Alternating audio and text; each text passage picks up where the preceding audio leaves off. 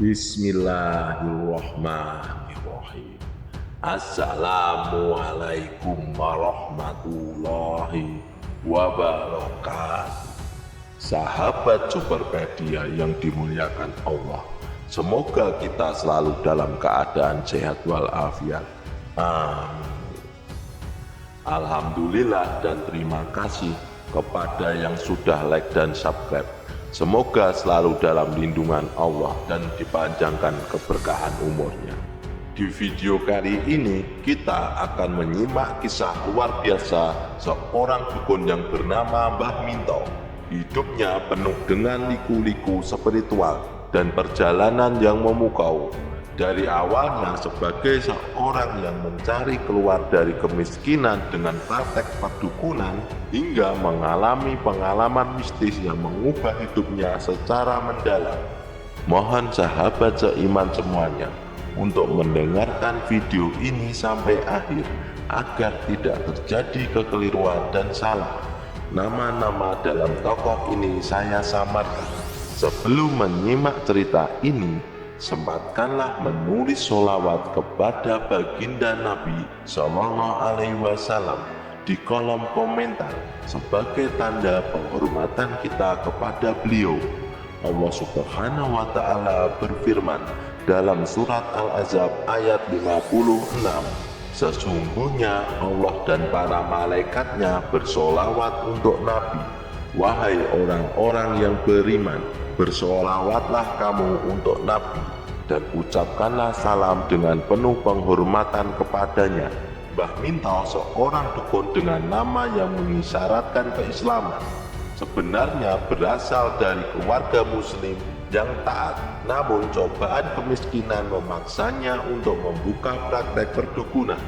Awalnya ini hanya sebagai jalan keluar dari kesulitan ekonomi, namun usahanya tersebut dengan cepat membuahkan hasil dan ia tak ingin meninggalkan dunia perdukunannya. Suatu hari seorang calon legislatif atau sebut saja caleg yang haus akan kemenangan dalam pemilihan mendatangi Mbah Minto dengan harapan mendapat dukungan gaib.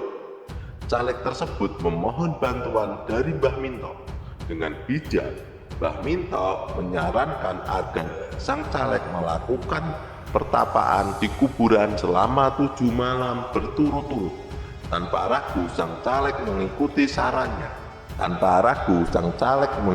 Saran itu dengan penuh keyakinan. Hasilnya tak lama kemudian terbukti memuaskan.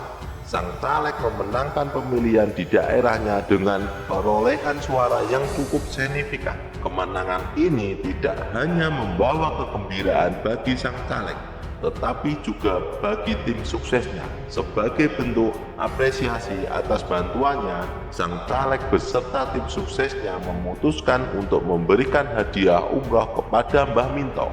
Namun ketika Mbah Minto mendapatkan tawaran ini, hatinya tidak terasa terketuk oleh prinsip-prinsip agamanya. Meskipun umroh adalah kesempatan yang sangat diinginkan oleh orang banyak, Mbah Minto menolak dengan tegas. Maaf mas, saya tidak bisa menerima hadiah ini, ucap Mbah Minto dengan tegas namun lembut. Bagi saya perjalanan umroh adalah ibadah suci yang dilakukan semata-mata untuk mencari keridhaan Allah Subhanahu wa Ta'ala. Saya tidak bisa mengaitkan praktek spiritual saya dengan hadiah umroh seperti ini. Namun sang caleg tidak langsung menyerah. Dengan penuh perhitungan politis, ia berusaha meyakinkan Mbah Minto. Tapi Mbah, ini bukan hadiah biasa. Ini akan membantu kita dalam membangun citra bahwa kita dekat dengan agama. Masyarakat akan melihat kita sebagai orang-orang yang peduli akan nilai-nilai spiritual. Setelah berpikir sejenak, akhirnya Mbah Minto menyerah juga. Baiklah, saya akan menerima hadiah ini. Namun harap diingat bahwa saya melakukannya semata-mata untuk memenuhi keinginan saudara dan tim sukses Anda, ucap dengan tulus. Dengan penuh simpati dan rasa hormat, Mbah Minto menerima hadiah umroh tersebut. Rombongan umroh dari Indonesia, termasuk Mbah Minto dan tim sukses dari partai politik, akhirnya tiba di kota suci Mekah. Setelah perjalanan panjang, begitu bus mereka sampai dan satu persatu orang turun dari bus, keadaan tiba-tiba berubah tegang. Ketika Mbah Minto turun dan tiba-tiba terjatuh pingsan begitu kakinya menginjak tanah suci kota Mekah. Ketua rombongan terkejut bukan kepalang. Sebelum keberangkatannya, Mbah Minto telah dinyatakan sehat tanpa adanya penyakit fatal, sehingga semua diyakini aman untuk menjalankan ibadah umroh. Namun kejadian ini membuat semua orang khawatir. Dengan sigap, mereka segera membawa Mbah Minto ke rumah sakit terdekat. Di rumah sakit, Mbah Minto segera diperiksa oleh tim medis. Dokter yang menanganinya menyatakan bahwa Mbah Minto dalam kondisi koma yang serius. Ini menjadi pukulan besar bagi rombongan. Namun mereka tetap bersatu dalam menjaga dan mendoakan kesembuhan Mbah Minto. Tidak mengapa jika beliau tidak bisa ikut dalam ibadah umroh, karena ini hanya sebagai formalitas, ujar salah seorang dari mereka.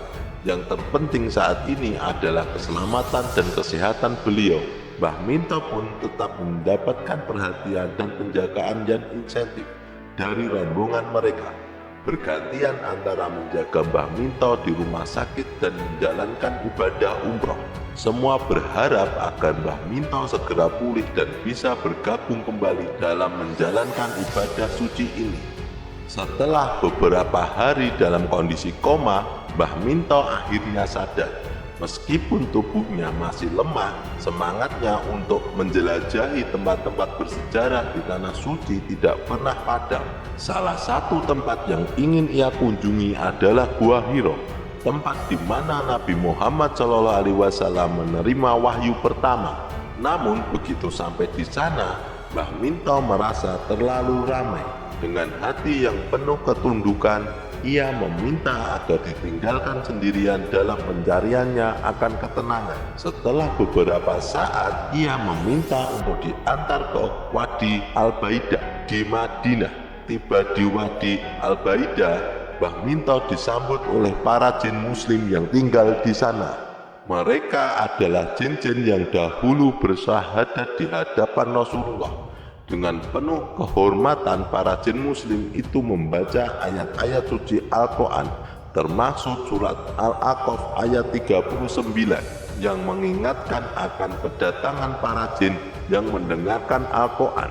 Kemudian para jin tersebut melanjutkan dengan membacakan ayat-ayat yang berkaitan dengan kehidupan Mbah Minto.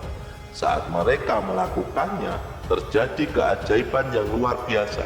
Segala macam pusaka milik Mbah Minto tiba-tiba muncul di hadapan mereka, serta para jin peliharaannya yang selama ini setia menemaninya. Para jin muslim itu lalu melakukan suatu ritual suci untuk menyucikan Mbah Minto dan segala yang ada bersamanya. Mereka mengelilingi Mbah Minto dengan kelembutan dan penghormatan yang mendalam, menunjukkan kedekatan spiritual yang luar biasa antara manusia dan makhluk-makhluk yang tak terlihat ini. Sambil mendengarkan bacaan-bacaan suci dan merasakan kehadiran jin-jin yang penuh kasih sayang ini, Mbah Minto merasa hatinya diliputi oleh ketenangan dan kebahagiaan yang tidak tergambarkan. Ia merasakan bahwa ini adalah pengalaman spiritual yang mengubah hidupnya secara mendalam dan memperkuat imannya yang telah diuji selama ini. Setelah kembali ke Indonesia, Mbah Minto mengalami perubahan besar dalam hidupnya. Dengan penuh ketulusan, ia memutuskan untuk bertobat dari segala praktek perdukunan yang pernah ia lakukan. Cerita yang ia sampaikan kepada orang-orang di sekitarnya pun sungguh mengejutkan.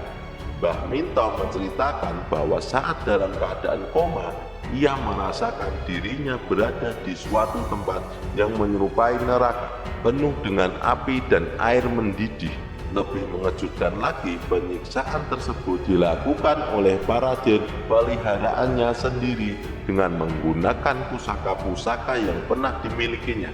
Ketika keadaan semakin suram, muncullah sosok tinggi besar bercahaya putih yang menyuruhnya untuk mengambil energi spiritual di Gua Hiro.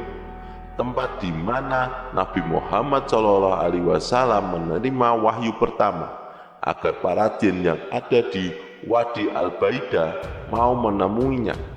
Dengan petunjuk tersebut, Mbah Minto akhirnya memperoleh rahmat dan pengampunan dari para jin muslim yang tinggal di Wadi Al-Baida. Mereka menerima Mbah Minto kembali dengan kasih sayang dan membantunya dalam proses pembersihan spiritual yang mendalam. Cerita ini tidak hanya mengguncang Mbah Minto, tetapi juga caleg yang mendengarkannya.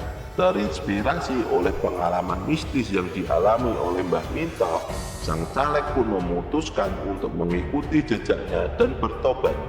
Takut akan azab yang bisa menimpa mereka akibat perbuatan-perbuatan yang tidak benar. Dengan demikian, perjalanan spiritual Mbah Minto menjadi titik yang menginspirasi banyak orang untuk merenungkan kembali jalan hidup dan memperbaiki hubungan mereka dengan Allah Subhanahu wa Ta'ala. Kisah kali ini kami rangkum dari sumber media, jadi kebenarannya belum pasti. Nama-nama tokoh ini saya samarkan dan saya edit sedikit biar lebih menarik ceritanya. Mohon maaf apabila ada kekeliruan yang terdapat dalam kisah ini, karena maksud dari video kali ini adalah agar kita dapat mengambil hikmah atau pelajaran penting dan senantiasa terjaga dari mara bahaya dan kekufuran. Semoga kisah ini bermanfaat. Yang benar datangnya dari Allah Subhanahu wa Ta'ala. Kekurangan dan kesalahan datangnya dari saya pribadi sebagai manusia biasa. Sampai jumpa di kisah selanjutnya. Saya akhiri. Wassalamualaikum warahmatullahi wabarakatuh.